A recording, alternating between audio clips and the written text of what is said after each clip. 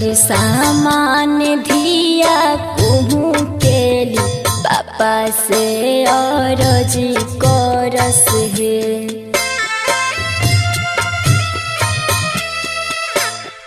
कोइलर सामान धिया कुहू केली पापा से अरजी करस हे। अरे पापा कवना नगरिया जुआवा खेलनी तो धियावा के हारे रहीनी है। अरे बेटिया जो ध्यान गरिया जुआवा खेलनी तो तोहरा के हार आईनी हो।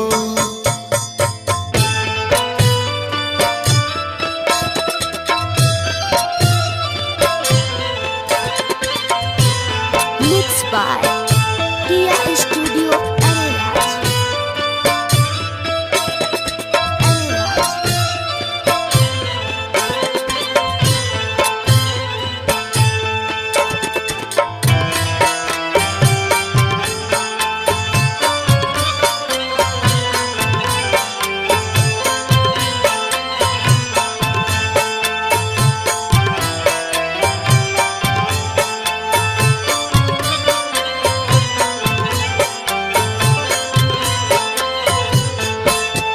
रे पापा गैया बछरुआ काहे ना हरनी तो हमारा के हारे रहीनी है।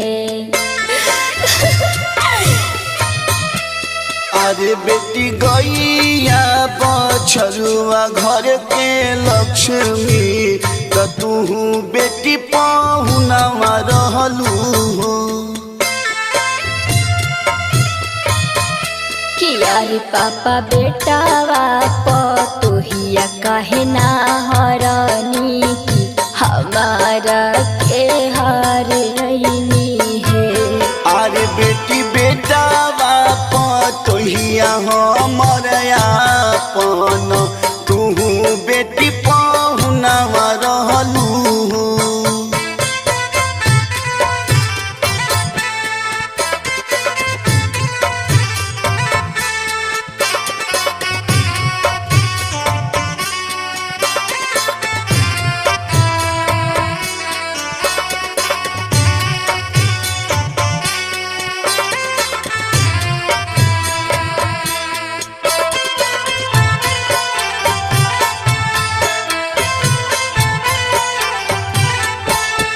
रे पापा सीना के करे जा काहे तेजतानी दूसरा घरे भेजतानी है। अरे बेटी दुनिया के रीते हमने भवतानी दोसर घर भेजवतानी हो। हे पापा कवन कसुरवा हम कईनी ससुरवा भेजवतानी है। अरे बेटी बिटिया पराई धन दुनिया में होली तोहे समझवतानी हो। Mixed by Tia Studio Ariraj.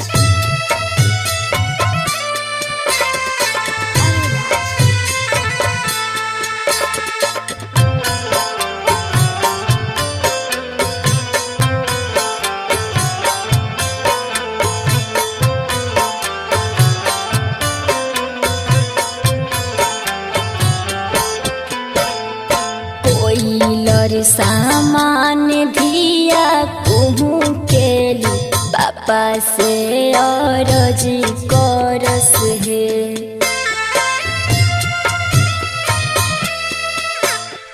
कोइलर सामान धिया कुहू केली पापा से अरजी करस हे।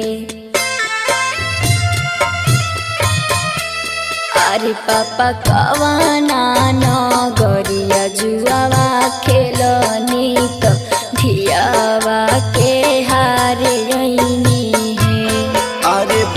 अयोध्या नगरिया जुआवा खेलनी त तोहरा के